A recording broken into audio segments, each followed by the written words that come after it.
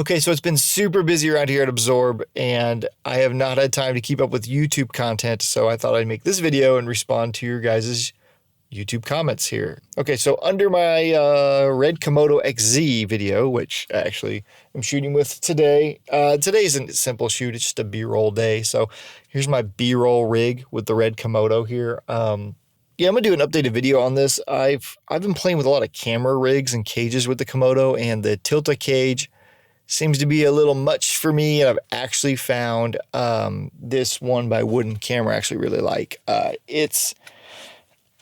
don't know if you can see it here. It has this top handle. Let me clip this mic on like a normal person. This top handle from Wooden Camera solved a lot of my issues. My main issue was I love the outrigger handle, and I wanted to use the outrigger handle and still be able to use a top handle. And trying to find a top handle that worked with the outrigger handle was very difficult. But I found this one from Wooden Camera, and it's actually like a NATO rail setup here. So this will slide off and makes it really easy for packing down, and it's not super huge. The handle will slide forward to get to the screen, so it's not that much of an issue anyway. And I love the way this, it's hard to see here, but like I said, I'll do a video talking about this later, but the way this monitor mount is, I really like that. It pops off easy too. It breaks down real quick. Also came with another rail I can like swap off and use my phone. If I want to go super minimal, use my phone as a monitor, which I don't do a lot. I'll do for like home video content or YouTube content if I just want to keep it real small and light. But yeah, so like that's not what this video is, but I thought I'd talk about that right now. So let's look at these comments here on my Komodo video. Nyambe, I'm not going to be able to pronounce any of these usernames here. These are ones under, I haven't responded right now. So he says, what? Sony lens, Z-mount, red body? That is crazy. LOL. Yeah, it's pretty crazy. It's wild. I never thought that day would come, but here we are using E-mount on red. Okay, so he used the Sigma 24-70. Was that the one that has a EF mount? And if so, which EF to Z?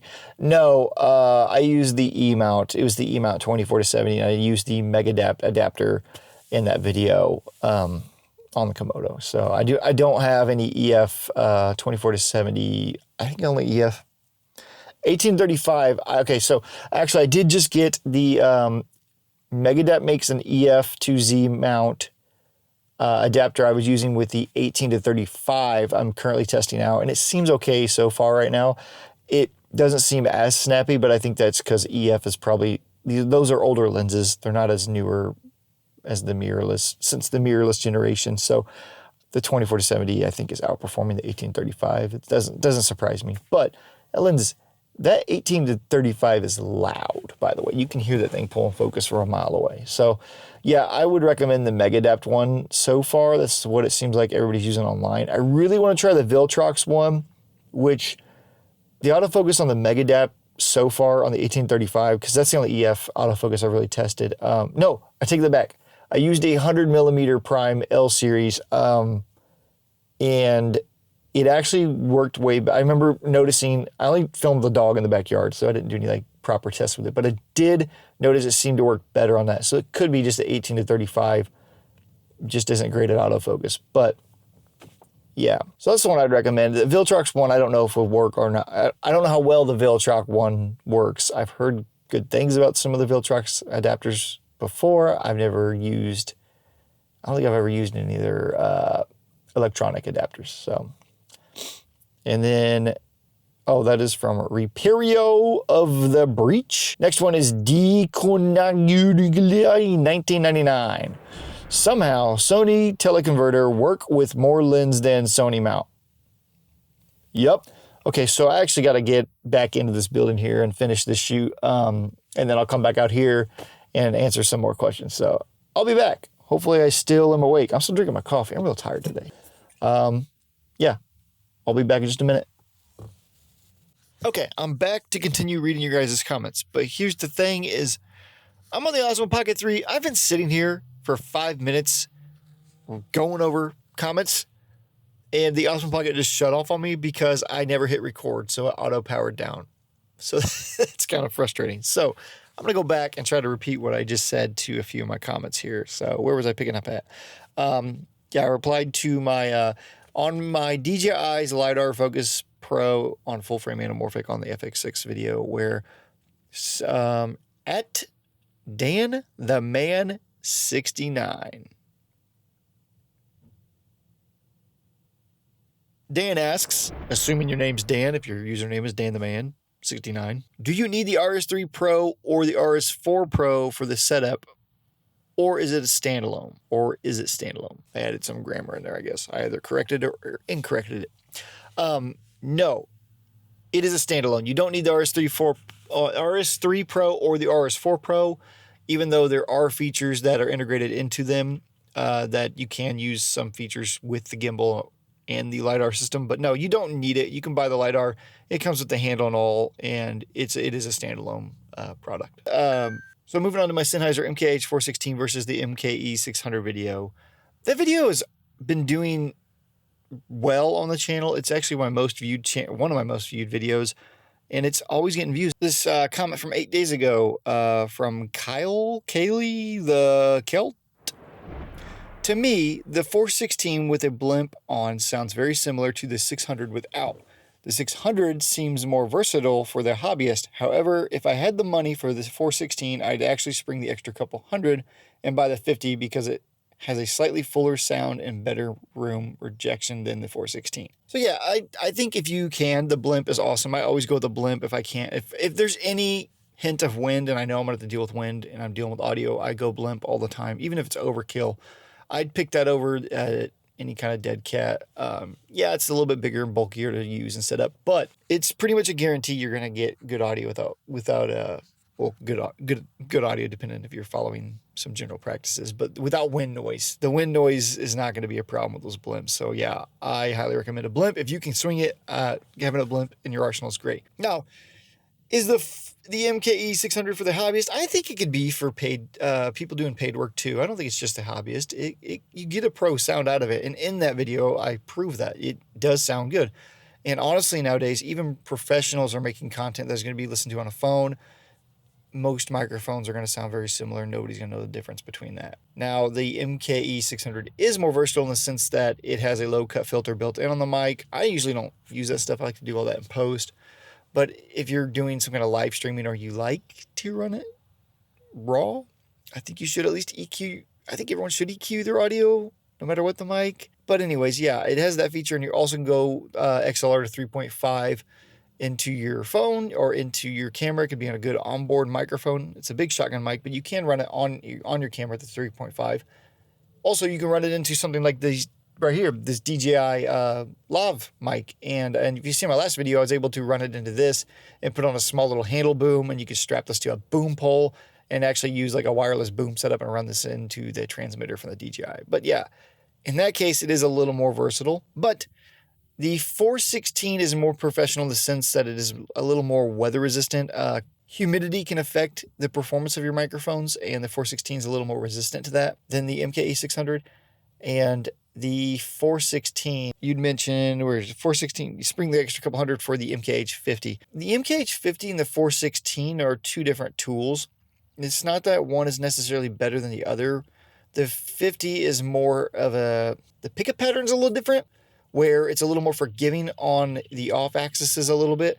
So if you're doing like multi-person dialogue scenes, it's a little bit easier to move that boom if you're bouncing back and forth with one boom mic to be able to get everything you need in there. It also is, they say Sennheiser says is better for small rooms, and for the most part it is for a small room indoor dialogue. That's going to do better, where the 416 may be better to that person who's doing a lot of more outdoor scenes, whether that's documentaries, outdoor interviews, or for narrative.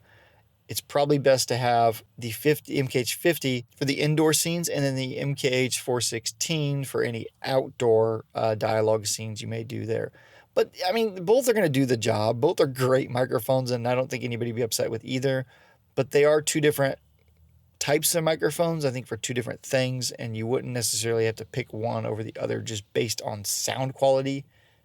I would decide on what it is you're doing more of. If you're doing more indoor talking head content, jobs or films, then yeah, the 50 is probably the better fit for you.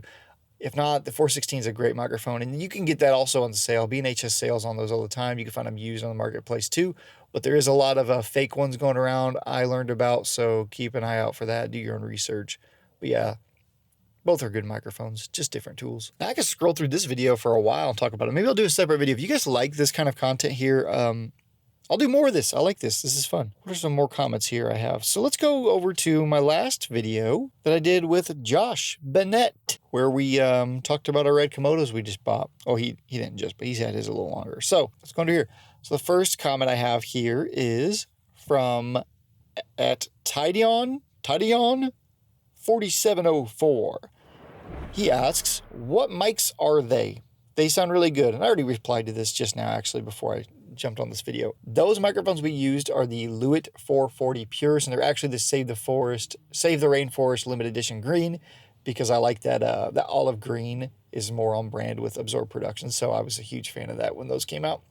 I love those mics. I love Lewitt. Lewitt microphones are great. I just didn't want to go with like something like the Shure SM7Bs because that's what everybody has.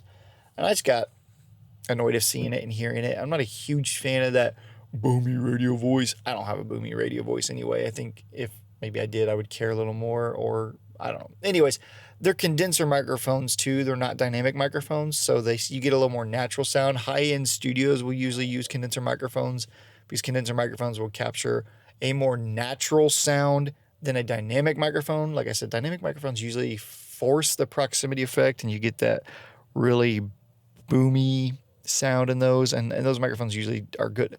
They're two different tools again. If you need dynamic microphone, can be the better microphone for what you want. There's totally a preference on why I went with the Lewitts. And actually, in that studio where we shoot those videos, a dynamic mic would probably do us better. But I just like those Lewitts. I have to do a lot of post processing because there is a lot of reverb in that room. But yeah, that's what those are. Lewitt 440 Pures, and I have the 240 Pures. I like them too, but the 440s definitely have that a more fuller, richer sound with a 1-inch diaphragm on it. Oh, next comment we have on here is from Brandon Talbot.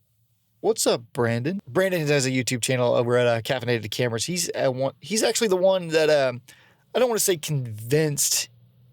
He wasn't like trying to push or sell me, but he did really push me over the edge on going red and getting the Komodo X. But anyways, he said the Monstro came out for $80,000, bought my ready-to-go package for $7,137.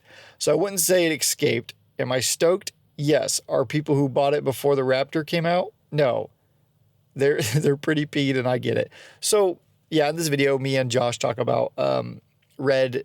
If you're interested in that, we talk a lot about Red and how Red devalues their cameras, or if they do it on purpose, or we talk a lot about that. So yeah, the Monstro camera for $7,001. That's insane. That is insane. It's crazy to think like what you can get nowadays. You know, I remember back in my T2i days, just wishing and I'd be able to have a proper cinema camera one day. And it's like they're all cinema cameras, but the fact that you can find these Monstros around is, any older Red is pretty cool. I'm actually considering going an old Monstro too, because I know people say it doesn't matter, and it does matter, and it doesn't. Full frame versus Super 35, and the KX has a little bit bigger between. It's bigger than Super 35, and it's not quite full frame. I can't remember the exact crop factor, but it's still kind of annoying to me, just being an FX6 shooter and for so long, and I wanted full frame for so long, and finally got there. And I say got there like it's an upgrade, and it typically is. People look at full frame as a more premium option. You can still get the same look, yeah, but I have a lot of full frame lenses, so it's funny because when I still have an FX6, but shooting on the FX6, I had the issue of not having a lot of telephoto lenses. I had a lot of wide angle lenses, and now I have the Komodo X. I had the issue of not having a wide enough lens, but all my lenses now are slightly cropped, and I'm pretty good there on that. So can't win either way. But yeah, it's got to pick a system of this. I guess is what I get for owning too much crap. Too much crap and not enough. Isn't that the story for all of us? At the Sophiacal Wanderings 7696 says chapters would help in a 38-minute video. I agree. I need to figure out how to add them in. I know YouTube on some of my videos did it automatically. I didn't do them. It kind of did it on its own, and it's pretty accurate in what it did. So I'll figure that out, and hopefully I figured it out and probably done it in this video too. Hopefully. We'll see. It's probably really easy. I don't know. And then at High End Pew says, I love my V-Raptor and I want a KX to go with it. Well, I love my KX and I want a Raptor to go with that. So that's awesome though. V-Raptor. I love the name. The V-Raptor. At Anthony Rock 5039. Love my little OG Komodo. It is my bomb-proof tiny machine that travels with me around the world. Wouldn't switch it for anything out there. Global shutter, R3D, and pairs well with Milvus glass. Word. I'm not familiar with Milvus glass. I'm curious what that is. Yeah, I love the idea of how small the Komodo is. It's way smaller than I thought, but it is also one of the most heaviest cameras I've ever held. Like stripped down, it's heavy. Sam A, KL6PI. I think people forget Red Komodo series weren't even meant to be A-cams. They were literally a sensor in a case meant to be thrown around and crashed into and expected not to survive except for the media. Additionally, people need to stop expecting consumer electronics to somehow be an investment. If you made your money with it, be happy. It's a crash cam. Yeah, I agree and disagree with some of that. Yeah, Komodo was originally. Komodo was a crash cam, but a lot of people bought that Komodo as their A-cam. Smaller independent videographers, cinematographers, DPs started owning them as an A-cam. And Red noticed that. This was before the Nikon acquisition. And Red came out with the KX for those people to have an A-cam option in that price range. So, yeah, I guess it's kind of both. But so would that make the Komodo a crash cam to the Komodo X? Then any cam's a crash cam if you crash into it. But yeah, if you made money with it, be happy. I mean, people are making money with smaller cameras. People are making money with their phones nowadays. It's just a tool. Okay, I think that's all the comments on that. All right, this video is going a little bit longer than I thought, but let me know if you guys enjoyed this kind of content, because this is kind of fun to do, and it's easy as of right now with the time that I have.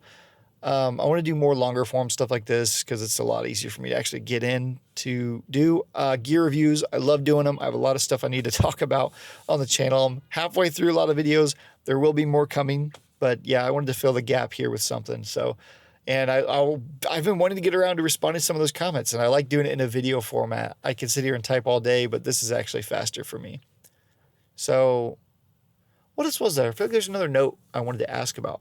Yeah, if you made it this far in the video, I am curious to know what kind of content you guys want to see on a filmmaker side, because I'm working with some people and we got some short films in the works, and I want to create a lot of content around that. So what kind of questions do you guys have doing your first short film or entering festivals or anything on the technical side of short films, whether it's storyboarding, script writing? Is there anything specifically you guys want to know about? Just ask me anything in the comments if there's anything you want to see a video specifically about. So yeah, that's all for this one. I need to get home. I got to get to editing. So I will see you guys in the next one.